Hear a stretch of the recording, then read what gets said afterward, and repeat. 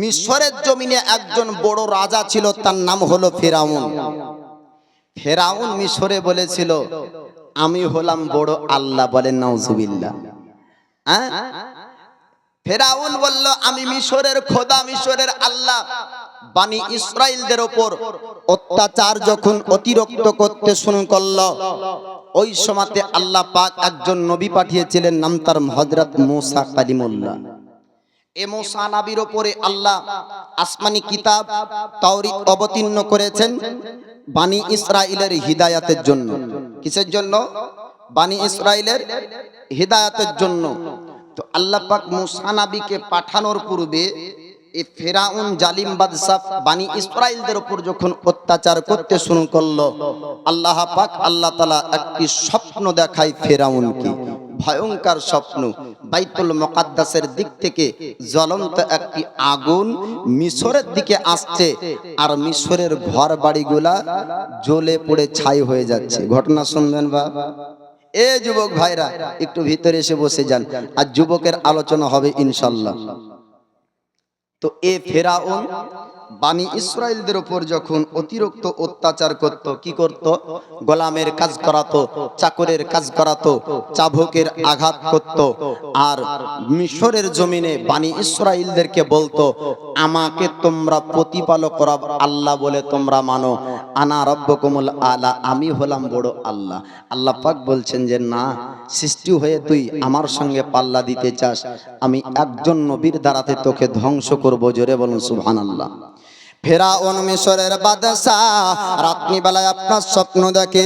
আল্লাহ পাক আল্লাহ তাআলা পৃথিবীর জমিনে এক নয় দুই নয় আপনার 18,000 মাখলুকাতকে আল্লাহ পাক আপনার সৃষ্টি করেছেন। সৃষ্টি যখন স্রষ্টার সঙ্গে আপনার পাল্লা দিতে চাইবে, আল্লাহ পাক আল্লাহ তাআলা কোন না কোন দ্বারাতে তার অহংকারকে আল্লাহ তাবা করবে, ধ্বংস করবে।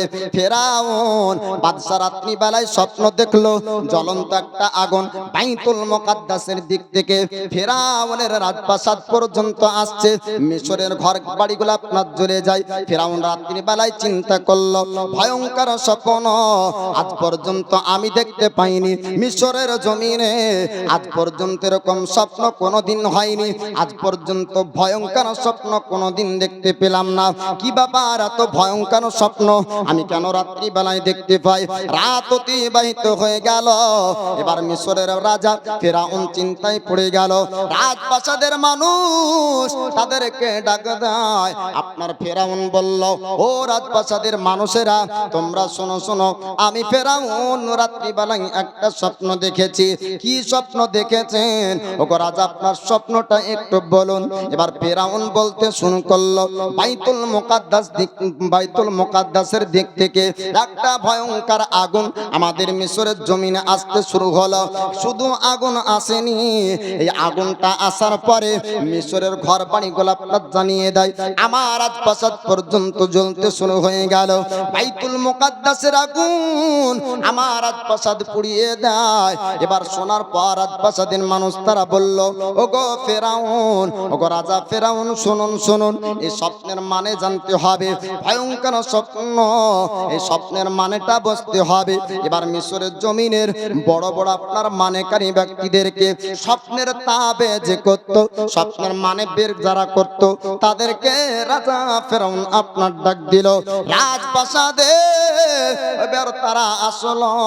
আসার পরে রাজা ফেরাউনকে জিজ্ঞাসা করে, ও রাজা ফেরাউন, আপনি একটু বলুন বলুন, কি স্বপ্ন আপনি রাত্রি বেলায় দেখেছেন? মিশরের রাজা ফেরাউন বলল, ভয়ঙ্কর স্বপ্ন, ভয়ঙ্কর একটি আগুন আমার মিশরের ঘর বাড়িগুলা জ্বালিয়ে দেয়। মিশরের ঘর বাড়ি শুধু না, আমার রাজত্বর রাজপ্রাসাদ পর্যন্ত আপনার জ্বলে যায়। স্বপ্নে তবেকারী মানেকারী ব্যক্তিরা বলল, ওগো রাজা ফেরাউন, আপনি চিন্তা করবেন না, এটা কোনো আগুন আসবে না, এই আগুনের অর্থ আগুন হবে না। এবার স্বপ্নের মানে তাবেকারীরা বলল, ওগো রাজা ফেরাউন, এই স্বপ্নের মানে হবে বানি ইসরাইলের একজন ব্যক্তি মিশরের জমিনে জন্মগ্রহণ করবে, বড় হওয়ার পরে মিশরের সে একদিন রাজা হবে। জোরে বলুন। মিশরের আপনার রাজা হবে, সে ব্যক্তি অহংকার আপনার তাবা করবে, আপনার গৌরব ধ্বংস করবে। মানুষ আপনাকে আল্লাহ বলে মানবে না, স্রষ্টা প্রতিপালক বলে আপনাকে মানবে না। এক আল্লাহর ওয়াহদানিয়াতের প্রচার করতে আসবে, এক আল্লাহর ইবাদত ওই ব্যক্তির দ্বারাতে মানুষ করবে। মিশরবাসীরা এক আল্লাহর ইবাদত করবে, তাকে মানুষ মানবে, তার কথা মানুষ অনুসরণ করবে, তার আপনার পায়রবি করবে, তার খিদমত করবে, তার সম্মান করবে। ও রাজা ফেরাউন, বনি ইসরাইলের ওই বাচ্চা যখন বড় হবে আপনার রাজত্ব থাকবে না, আপনি রাজা হবেন না, আপনাকে আর রাজা বলে মানবে না, আপনার কথাই উদ্বাস মানুষ আর করবে না। ফেরাউন চিন্তা করলো, আমাকে মিশরে এক বাক্যে সবাই মানে আমাকে ভয় করে, আমি যেটা বলি মিশরবাসীরা আমার কথা মানে, আমি যেটা দাবি করি মিশরবাসীরা এক বাক্যে মেনে নাই। যখন স্রষ্টা রব প্রতিপালক আপনার দাবি করেছিল মিশরের জমিনে কোন ব্যক্তি আপনার ভয়ে কিছু বলতে পারতো না। যদি ভয়ে প্রতিবাদ যদি আপনার প্রতিবাদ করত, তাহলে প্রতিবাদ করার জন্য তাদেরকে জান হারাতে হতো। মিশরের জমিনে সমস্ত ব্যক্তিরা গোলামরা পর্যন্ত জবান আপনার তালা মেরে রাখতো। এবার ফেরাউন বলল, ওরে স্বপ্নের মানেকারী ব্যক্তিরা, যদি ওই বাচ্চাকে আমি মেরে দিই তবে কি বাচ্চা বড় হয়ে আমার রাজপ্রাসাদকে ধ্বংস করতে পারবে? তারা বলল, না না, আপনি যদি তাকে মেরে দিতে পারেন তাহলে আপনার ভয় আর থাকবে না। ফেরাউন এবার রাজপ্রাসাদের সেনাবাহিনীদেরকে এলান আপনার করে দিল, ও রাজপ্রাসাদের সেনাবাহিনীরা পুরো মিশরবাসীকে এলান করে দাও, জানিয়ে দাও যত বনি ইসরাইলের বাচ্চা জন্মগ্রহণ করবে প্রত্যেকটি বাচ্চাকে বাচ্চা অবস্থায় জবাই করতে হবে, প্রত্যেকটি বাচ্চাকে জবাই করতে হবে। এক নয় দুই নয়, কিতাবের মধ্যে আপনার বলা হয়েছে আপনার আল্লাহ পাকের আপনার বনি ইসরাইলে যত বাচ্চা আল্লাহ পাক দিয়েছিলেন সব প্রত্যেকটি বাচ্চাকে আপনার জবাই করত। 12,000 বাচ্চাকে আপনার জবাই করেছিল ফেরাউনের সেনাবাহিনীরা, কিন্তু আল্লাহ পাক আল্লাহ তাআলা যাকে জিন্দা রাখবে 12,000 কেন, 12,000 কেন, 12 লক্ষ যদি জবাই করে দেয় আমার আল্লাহ পাক আল্লাহ তাআলা ওই তবু ওই পয়গম্বর মুসা নবীকে জিন্দা রাখবেন। জোরে বলো, আল্লাহ যাকে পৃথিবীর জমিনে জিন্দা রাখবে জগৎ মারতে পারবে না, আল্লাহ যাকে মারবে জগৎ রাখতে পারবে না। আমরা যখন রোগে অবস্থায় থাকি, যখন আমরা রোগী হয়ে যাই তখন চিকিৎসার জন্য ডক্টরের কাছে যাই। অনেক ব্যক্তি দেখা যায় চিকিৎসা হওয়ার পরও মারা যায়, আর অনেকজন ব্যক্তিকে দেখা যায় বিনা চিকিৎসা তো বেঁচে যায়, ঠিক না? টাকা আছে, পয়সা আছে, ব্যাঙ্গালোর গেল, ভেলুর গেল, দামি দামি আপনার ডক্টরকে দেখে চিকিৎসা করালো, অপারেশন হয়েছে, তারপরেও দেখা গেল রোগীটা মারা যায়। অনেক ব্যক্তি গরিব আছে, একই রোগ তারও হয়েছে, একই অসুখ তারও হয়েছে, কিন্তু দেখা যায় ও রোগীটা মারা যায় না, জিন্দা থাকে। জোরে বলুন সুবহানাল্লাহ। আপনার বাঁচানের মালিক আল্লাহ, রাখার মালিক হলেন আল্লাহ। রূহ আত্মা নামক বস্তুটা যখন আল্লাহর হুকুম হয়ে যায়, আল্লাহর হুকুমে আপনার রূহ আত্মা নামক বস্তু বের হয়ে যায়। আল্লাহ পাক যতক্ষণ পর্যন্ত একজন মানুষকে পৃথিবীর মুখে রাখবে জগৎ মারতে পারবে না। আল্লাহ যখন হুকুম করবে মালাকুল মউত ফেরেশতা হযরত ইসরাইল আলাইহিস সালাম উপস্থিত আপনার হয়ে যাবে। 1 মিনিট আগে হবে না, 1 মিনিট পরে আপনার হবে না। ও যুবক রে, একটু আলোচনাটা শুনতে হবে। আল্লাহ পাক আল্লাহ তাআলা মুসা কালিমুল্লাহকে বনি ইসরাইলের মধ্যে পাঠাবেন এবং মিশরের জমিনে আপনার জিন্দা রাখবেন। 1 নয় 2 নয়, 12,000 বাচ্চাকে আপনার জবাই করা হয়েছিল। মিশরের রাজা ফেরাউন বলল, আমার সেনাবাহিনী তোমরা শোনো, এলান করে দাও যত বাচ্চা জন্মগ্রহণ করবে প্রত্যেকটি বাচ্চাকে জবাই করব। যত বাচ্চা জন্মগ্রহণ করবে তার মায়ের কোল থেকে বাচ্চাকে আপনার চিনিয়ে নিতে হবে। দাইমাকে নিযুক্ত করা হলো, দাইমাকে আপনার ঠিক করে রাখা হলো। দাইমা খবর দিত কিন্তু ফেরাউনি সেনাবাহিনীর কাছে যখনই আপনার পুত্র সন্তান হয়ে যেত, দাইমা বলতো, ও ফেরাউনি, ও ফেরাউনের সেনাবাহিনীরা অমুক বাচ্চা জন্মগ্রহণ করেছে, সঙ্গে সঙ্গে তারা চলে যেত, ছোরা নিয়ে আপনার বাচ্চাকে মায়ের কোল থেকে আপনার জবাই করে দিত। এইরকম করে বাচ্চা জবাইয়ের কাজ শুরু হয়ে গেল। মায়েদের অন্তরে এবার ভয় চলে আসলো, যদি পুত্র সন্তান হয় তবে বাচ্চা তো জবাই হয়ে যাবে। আল্লাহ পাকের কাছে ওই মায়েরা বলতো, মাবুদ আমাকে তুমি পুত্র দিও না, আমাকে কন্যা সন্তান দাও। যদি পুত্র সন্তানের জন্ম হয় তবে ফেরাউনিরা জবাই করবে। আজকাল আমাদের ঘরে পুত্র সন্তানের জন্য আল্লাহ পাকের কাছে আমরা দোয়া করি, ওরে বাপরে শুনেন শুনেন, যদি কন্যা বাচ্চা কারো ঘরে চলে আসে মন খারাপ করবেন না, চিন্তা করবেন না। আমার দয়ার নবীন একজন শ্রেষ্ঠ সাহাবী, নাম তার আলী শেরে খোদা মুশকিল কোসা হায়দারে কাররান, তিনি বলেছেন, যার ঘরে সর্বপ্রথম কন্যা সন্তানের জন্ম হয় আল্লাহ পাকের রহমত তার ঘরে নাজিল হয়। জোরে বলো। যদি কোনো ঘরে বেটির জন্ম হয়, আমার রাসূলুল্লাহ বলে ওর ঘরে আল্লাহর রহমত আপনার বর্ষণ হয়, আল্লাহর রহমত তার ঘরে নাজিল হয়। আলী শেরে খোদা মুশকিল কোসা হায়দারে কাররান, তিনি বলেন আল্লাহর রহমত তার ঘরে আসে। এবার তো সেই মায়েরা বলতো, আল্লাহ আমার ঘরে কন্যা দিও না, কিন্তু তারা কন্যাকে ভয় করে না, ভয় করে না, ভারী মনে করে না, বোঝ মনে করে না। তাদের একটা চিন্তা ছিল, যদি সে পুত্র সন্তান হয়ে যায় তবে পুত্র সন্তান যদি হয়ে যায় জবাই হয়ে যাবে। আল্লাহ পুত্র সন্তান দিও না, আমাকে কন্যা সন্তান দাও। আল্লাহ পাক আল্লাহ তাআলা মুসা কালিমুল্লাহর মাকে জানিয়ে দেয়, ওরে আমার বান্দি চিন্তা করে না, চিন্তা করো না, টেনশন করবে না, আমি আল্লাহ জিন্দা রাখবো ওই বাচ্চাকে পৃথিবীর জমিনে। আমি আল্লাহ তাকে পাঠাবো, তোমার গর্ভে থেকে পৃথিবীতে আসবে পুত্র সন্তান।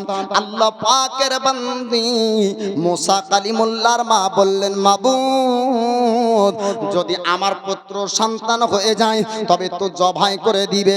আল্লাহ পাক ইলহামের মাধ্যমে জানিয়ে দেয়, ও আমার বান্দি চিন্তা করবেন না, টেনশন করবে না, যখন তোমার পুত্র সন্তান ভূমিষ্ঠ হবে তাকে তুমি স্তন থেকে দুধ পান করাবে। যখন তুমি মনে করবে যে ভয় এসেছে, প্রতিবেশীরা জেনেছে, ফেরাউনিরা জানতে পারবে, তখন তুমি ওই বাচ্চাকে দরিয়ার মধ্যে ফাঁসিয়ে দিবে, আমি আল্লাহ তাকে দরিয়ায় জিন্দা রাখবো। জোরে বলো। প্রত্যেকের মনে ভয় চলে আসলো, যদি পুত্র সন্তান হয় তবে ফেরাউনিরা জবাই করবে, ফেরাউনিদের হাতে পড়ে গেলে বাচ্চা জিন্দা থাকবে না, বাচ্চাকে তারা তো মেরে দিবে। এইরকম মুসা কালিমুল্লাহর মার মনে ভয় হলো। আল্লাহ পাক বলেন, বান্দিরে আমি আল্লাহ জিন্দা রাখবো, ফেরাউন মারতে পারবে না, আমি আল্লাহ জীবিত রাখবো, ফেরাউনিরা মারতে পারবে না, পারবে না। আল্লাহ পাক ইলহামের মাধ্যমে মুসা কালিমুল্লাহর মাকে আপনার জানিয়ে দেয়। এইরকম করে এক নয় দুই নয়, যেই দাইমা আপনারা 12,000 বাচ্চার খবরটা দিয়েছিল ফেরাউনের সেনাবাহিনীকে, ফেরাউনের সেনাবাহিনীকে যেই দাইমা আপনার খবর দিত, ওই দাইমা মুসা কালিমুল্লাহকে দেখার পর মহব্বত করবে। জোরে বলুন সুবহানাল্লাহ। আমার আল্লাহ পাক আল্লাহ তাআলা হযরত মুসা কালিমুল্লাহর চোখে আল্লাহ পাক একটা নূর আপনার দান করবেন। এবার আস্তে আস্তে যখন মুসা কালিমুল্লাহর পৃথিবীতে আসার আপনার সময় হয়ে গেল, আল্লাহর প্যারা বান্দি মুসা কালিমুল্লাহর মা তিনি আপনার চিন্তা যখন করতে শুরু করলেন, আল্লাহ পাক বললেন, বান্দি রে আমি আল্লাহ ওয়াদা করলাম, আমার ওয়াদা ভুল হবে না, আমার ওয়াদা মিথ্যা হবে না। আল্লাহ পাক ওয়াদা মোতাবেক মুসা কালিমুল্লাহকে দরিয়ায় জিন্দা রাখবে। ওই সময় একটা ভয় ছিল, দরিয়াতে বাচ্চা ছেলে তো দূরের কথা, দরিয়াতে বড় মানুষ থাকাও অসম্ভব ছিল। বড় বড় আপনার মাছ এবং পানির জীব জানোয়ারেরা খেয়ে নিত। কিন্তু আল্লাহ পাক যখন কাউকে জীবিত রাখবে, দরিয়ার মাছ তো দূরের কথা, দরিয়ার জীব জানোয়ার তো দূরের কথা, সারা জগৎ সারা দুনিয়া আল্লাহর ইশারায় চলে। জোরে বলুন সুবহানাল্লাহ। আমরা খালি ভাবি মানুষ আল্লাহর ইবাদত করি, আল্লাহকে আমরা খালি ডাকি না। না, আল্লাহ পাক আল্লাহ তাআলা আসমান জমিনের মধ্যে যাহা কিছু পাঠিয়েছেন, সাব্বাহালিল্লাহি মা ফিস সামাওয়াতি ওয়া মা ফিল আরদ, আসমান জমিনের মধ্যে যা কিছু আছে আল্লাহ তাসবিহ পাঠ করে। আল্লাহর পয়গম্বর হযরত ইউনূস আলাইহিস সালামকে আপনার মাছ খেয়েছিল, কিন্তু না না, মাছ আপনার আল্লাহর পয়গম্বরকে হজম করতে পারেনি। জোরে বলুন সুবহানাল্লাহ। আল্লাহ পাক বলতেছে, ওরে আমার বান্দি চিন্তা করো না, টেনশন করো না, তোমার বাচ্চাকে ভূমিষ্ঠ হতে দাও, আমি আল্লাহ আমার ওয়াদা মিথ্যা হবে না।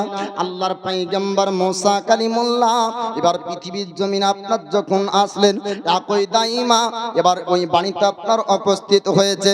আল্লাহর নবী মুসা কালিমুল্লাহ ভূমিষ্ঠ হওয়ার পর দাইমা আপনার লক্ষ্য করে দেখলো, বাচ্চার চোখের দিকে একবার যখন দৃষ্টি পড়ে, আমার আল্লাহ আল্লাহ তাআলা ওই দাইমার অন্তরে মুসা নবীর মহব্বত দিয়ে দেয়। যে দাইমা আপনার 12,000 বাচ্চার খবর দিয়েছিল ফেরাউন পর্যন্ত, আল্লাহ পাক আল্লাহ তাআলা এই দাইমার অন্তরে হযরত মুসা নবীর মহব্বত দান করলেন। 12,000 বাচ্চা জবাই হলো যার কথাই, সে ব্যক্তি মুসা নবীকে দেখার পরে বলছে, ওরে বাচ্চার মা চিন্তা করো না, ফেরাউনিরা বাচ্চার খবর পাবে না। জোরে বলুন সুবহানাল্লাহ। আল্লাহর পয়গম্বর মুসা কালিমুল্লাহকে আল্লাহ পাক আল্লাহ তাআলা চোখে আপনার নূর দান করলেন। আল্লাহ পাক চোখে আপনার এমন একটি পাওয়ার দান করলেন। মুসা কালিমুল্লাহকে দেখার পর দাইমা বলল, ওরে বাচ্চার মা, ওরে মহিলা চিন্তা করবে না, টেনশন করবে না, আমার খবরে এক নয় দুই নয়, কয়েক হাজার বাচ্চা জবাই হয়েছে আমার খবরে, আমার কথাতে কয়েক মাসুম বাচ্চার জীবনকে কোরবান হতে হয়েছে। আরে আমি যদি খবর না দিই, ফেরাউনিরা জানতে পারবে না, ফেরাউনিরা বুঝতে পারবে না, বাচ্চার খবর আমি ফেরাউন পর্যন্ত দিব না। মিশরের জমিনে এক নয় দুই নয়, আমি কয়েক হাজার বাচ্চার জন্ম হতে দেখেছি, কিন্তু না না, এইরকম সুন্দর বাচ্চা আমি আজ পর্যন্ত মিশরে দেখিনি। ওরে বাচ্চার মা, আমি এমন সুন্দর বাচ্চা কোনোদিন দেখিনি। অসাধারণ একজন বাচ্চাকে দেখতে পেলাম। আল্লাহ পাক আল্লাহ তাআলা আদম পয়গম্বর থেকে নিয়ে কিয়ামত পর্যন্ত আপনার যত মানুষ পাঠাবেন, কোন মানুষ নবীগণের মতন হবে না। জোরে বলুন সুবহানাল্লাহ। আল্লাহ পাক আল্লাহ তাআলা পয়গম্বর নবীগণকে আলাদা আপনার রূপ দান করেছিলেন। মিশরের জমিনে আল্লাহ পাক একজন নবী পাঠিয়েছিলেন, নাম তার হযরত ইউসুফ আলাইহিস সালাম। ইউসুফ পয়গম্বরের চেহারাকে আপনার দেখে মিশরের জমিনের সমস্ত রমণীরা আপনার দিওয়ানে হয়েছিল। আপেল কাটতে কাটতে হাত পর্যন্ত কেটে যায়, তারা আপনারা বুঝতে পারে না আমার আল্লাহ পাক আল্লাহ তাআলা এত রূপ আপনার চেহারা দান করেছিল। আমার রাসূলুল্লাহকে আল্লাহ পাক এমন রূপ আপনার দান করেছিলেন।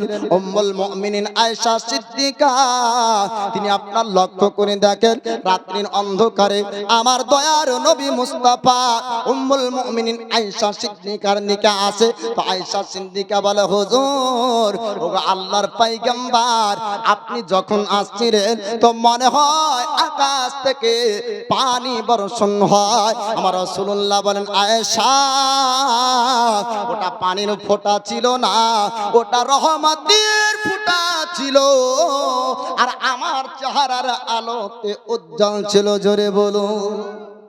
মেঘ চমকায় না পানি হওয়ার আগে? তো নবী আসছেন তো মনে হচ্ছে মেঘ চমকাইছে আর আলো হচ্ছে আর পানি পড়ছে। নবী বলছেন, ওটা পানি না, মেঘ চমকানোর আলা না, ওটা হলো আমার চেহারার আলো, আর ওটি আল্লাহর রহমত। জোরে বলুন সুবহানাল্লাহ। হযরত মুসা কালিমুল্লাহ আলাইহিস সালামকে আল্লাহ পাক নূর দান করলেন চোখের মধ্যে, চোখের মধ্যে আপনার রূপ দান করেছেন, চেহারার মধ্যে আল্লাহ পাক আপনার নূর দান করেছেন। দাইমা বললেন, বাচ্চার মারে চিন্তা করবে না, আমি খবর দেব না ফেরাউন পর্যন্ত। এইরকম করে বাচ্চাকে দুধ পান করাতে আপনারা শুরু করলেন। কিতাবের মধ্যে আপনার লিপিবদ্ধ রয়েছে, এক নয় দুই নয় বাবা, 3 মাস পর্যন্ত আল্লাহর পয়গম্বর মুসা আলাইহিস সালাম মায়ের দুধ পান করলেন। 3 মাস যখন হয়ে গেল, ফিরাউনিরা কিভাবে আপনার বুঝতে পেরেছে বনি ইসরাইলের ঘরে একজন পুত্র সন্তানের জন্ম হয়েছে, কিন্তু এখনো পর্যন্ত জবাই হলো না। এবার ফিরাউনের সেনাবাহিনীরা তারা জানার পর চড়তে শুরু করলো ঘোড়ার পিঠে। আস্তে আস্তে মুসা নবীর বাড়ি পর্যন্ত আপনার চলে আসে। মুসা কালিমুল্লাহর বোন দেখার পর আপনার বললেন, ওগো মা জননী, আপনার পুত্র মুসাকে আর মনে হয় বাঁচানো সম্ভব হবে না। ফিরাউনিরা জানতে পেরেছে, ফিরাউনিরা হয়তো বুঝতে পেরেছে আপনার বাচ্চাকে জবাই করবে, আপনার বাচ্চাকে মেরে ফেলবে। মুসা কালিমুল্লাহর মা তিনি চিন্তায় পড়ে গেলেন, আর বেটিকে বললেন, বেটি রে, একটু লক্ষ্য করে দেখ ওই ঘোড়ার পাহাটির শব্দটা কার ঘোড়ার পাহাটির শব্দ। বাইরে আপনার যাওয়ার পর দেখা গেল মুসা কালিমুল্লাহর বোন, তার নাম ছিল আপনার মারিয়াম। মারিয়াম দেখানোর পর বললেন, ও মা জননী, এটা অন্য কোন ঘোড়ার পাহাটি না, মিশরের ফেরাউনের সেনাবাহিনীদের ঘোড়ার পাহাটির শব্দ। আল্লাহর নবী মুসা কালিমুল্লাহর মা তিনি কাঁদতে কাঁদতে 2 চোখ দিয়ে পানি ঝরে যায়। আল্লাহ পাককে ডাক দিয়ে বললেন, মাবুদ, তুমি ওয়াদা করেছিলে আমার বাচ্চা জিন্দা থাকবে, তুমি ওয়াদা করেছো আমার বাচ্চা মারা যাবে না, তুমি ওয়াদা করেছো আমার বাচ্চা ফেরাউনরা জানতে পারবে না। আল্লাহ, তোমার ওয়াদা কি মিথ্যা হবে? আল্লাহ পাক আওয়াজ দেয়, ওরে আমার বান্দি, আমি তুমি চিন্তা করো না, টেনশন করো না, আমি আল্লাহ, আমার ওয়াদা আপনার মিথ্যা হবে না। আল্লাহ পাকের পয়গম্বর মুসা কালিমুল্লাহ এবার কোথায় জিন্দা থাকবে? এবার মুসা কালিমুল্লাহর মা তিনি কাঁদতে কাঁদতে নিজের ছেলেকে আপনার জ্বলন্ত আগুনের আপনার চুলার মধ্যে আপনার রেখে দিলেন। কাঁদতে কাঁদতে জ্ঞান হারিয়ে যায় মুসা কালিমুল্লাহর মা, তিনি আপনার কিছুক্ষণ সময়ের জন্য ঘুমিয়ে গেলেন। ফিরাউনের সেনাবাহিনীরা বাড়ির মধ্যে আপনার প্রবেশ করলো। পুরো বাড়িটা একবার চক্কর লাগিয়ে দেখলো, কোন জায়গাতে বাচ্চার সন্ধান পেল না। জোরে বলো আমার আল্লাহ পাক, আল্লাহ তাআলা ওই আগুনের মধ্যে আল্লাহর পয়গম্বর হযরত মুসা কালিমুল্লাহকে আপনার রেখেছেন, কিন্তু না না, আর আগুন ছিল না, আগুন ছিল না। মুসা নবী আগুনে যাওয়ার পর ফুল বাগিচা হয়ে যায়। আল্লাহ পাকের একজন নবী নাম তার ইব্রাহিম খলিলুল্লাহকে নমরুদ চেষ্টা করেছিল আগুনে পোড়ানোর। আল্লাহ পাক বলছে, আগুন রে, আমার নবী ইব্রাহিমকে যখন ফেলবে তুই আগুন থাকবি না, ফুল বাগিচা হয়ে যাবি। যখন আগুনে ফেলা হলো, আগুন থাকে না বা ফুল বাগিচা হয়ে যায়। হযরত মুসা কালিমুল্লাহ যিনাকে আপনার আগুনে রাখা হলো, ফিরাউনের সেনাবাহিনীরা পুরো বাড়িটা আপনার ছানবিন করে দেখলো, কোন জায়গাতে বাচ্চার সন্ধান তারা পেল না। এবার তারা বাড়ি থেকে চলে যায়। মুসা কালিমুল্লাহর বোন মারিয়াম বলে, ও মা জননী, আপনি উঠুন উঠুন, চিন্তা করবেন না, টেনশন করবেন না, আপনার বাচ্চার সন্ধান ফিরাউনরা বুঝতে পারেনি। এবার মুসা কালিমুল্লাহর মা তিনি আপনার ঘুম থেকে জাগলেন। ঘুম থেকে ওঠার পরে বলেন, ও বেটি জানিয়ে দাও, একটু বলো বলো আমার পুত্র মুসা কোথায়? এবার মারিয়াম বলে, ও মা জননী, আপনি কি বুঝতে পারেননি, জানতে পারেননি? আপনি ফেরাউনের সেনাবাহিনীদের ভয়ে জ্বলন্ত আগুনে আপনার পুত্রকে ফেলে দিয়েছিলেন। এবার সঙ্গে সঙ্গে ছুটতে লাগলেন। মা জননী সন্তানের কথা শোনার পরে বাচ্চার কাছে যখন যাই, আল্লাহ পাক আল্লাহ তাআলা আগুন নিভিয়ে জায়গাকে ঠান্ডা করে দিয়েছেন। জোরে বলুন সুবহানাল্লাহ। মুসা কালিমুল্লাহর মা জানতে পারলেন আল্লাহর ওয়াদা মিথ্যা হবে না, আল্লাহর কথা মিথ্যা হবে না। আমার আল্লাহ আমার উপর ইলহাম করেছিল, আমাকে জানিয়ে দিয়েছিল, ও আমার বান্দি, তোমার পুত্রকে জিন্দা রাখবো। আল্লাহ জিন্দা রেখেছে। এবার বিশ্বাস তার গাঢ় হয়ে গেল। এবার মুসা কালিমুল্লাহকে আর বাড়িতে রাখবে না। আল্লাহ পাক বলেছিলেন, আমার বান্দিরে, যখন প্রতিবেশীরা জানবে তোমার বাচ্চা যখন কান্না করবে, ফেরাউনিরা যখন বুঝতে পারবে এই তিনটি আলামত আপনার দেওয়া হয়েছিল। তিনটির মধ্যে যখন যখন একটা কারণ পাওয়া যাবে তোমার পুত্রকে দরিয়ায় ভাসিয়ে দিবে। তিনটার মধ্যে যে কোনো একটা কারণ যখন পাওয়া যাবে তোমার পুত্রকে দরিয়ায় ভাসিয়ে দিবে, আমি আল্লাহ তাকে দরিয়ার উপর জিন্দা রাখবো, দরিয়াতে আমি হেফাজত রাখবো। এবার আল্লাহর প্যারা বান্দি হযরত মুসা কালিমুল্লাহর মা তিনি আপনার চলে গেলেন সিন্ধুক ওয়ালার কাছে, বাক্স বানানে ওয়ালার কাছে, যে আপনার বাক্স তৈরি করত। তার কাছে যাবার পর বলল, ও সিন্ধুক বানানে ওয়ালা কারিগর, আমি একটা সিন্ধুক বানাতে চাই, আমাকে একটা সিন্ধুক বানিয়ে দাও। ওই ব্যক্তি জিজ্ঞাসা করলো, ওরে মহিলা, হঠাৎ তুমি কাঠের বাক্স কি করবে একটু জানিয়ে দাও।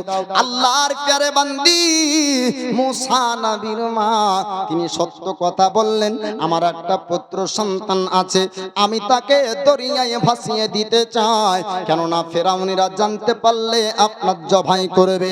পাশে একজন মহিলা এই খবরটা শোনার পর সে খবর ফেরাউনের রাজপ্রাসাদ পর্যন্ত দিবে।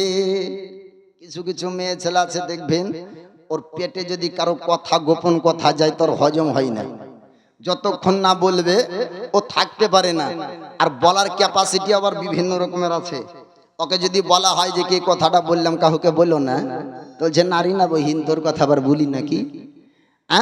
আর যখনই দেখবেন 5-6 জন মা এক জায়গায় হবে, হওয়ার পরে বলবে যে টাকা জরিনা এই কথা বললো, তুই আবার মেরিনাকে বলিস না, তো বলবে নারী না বলবো না।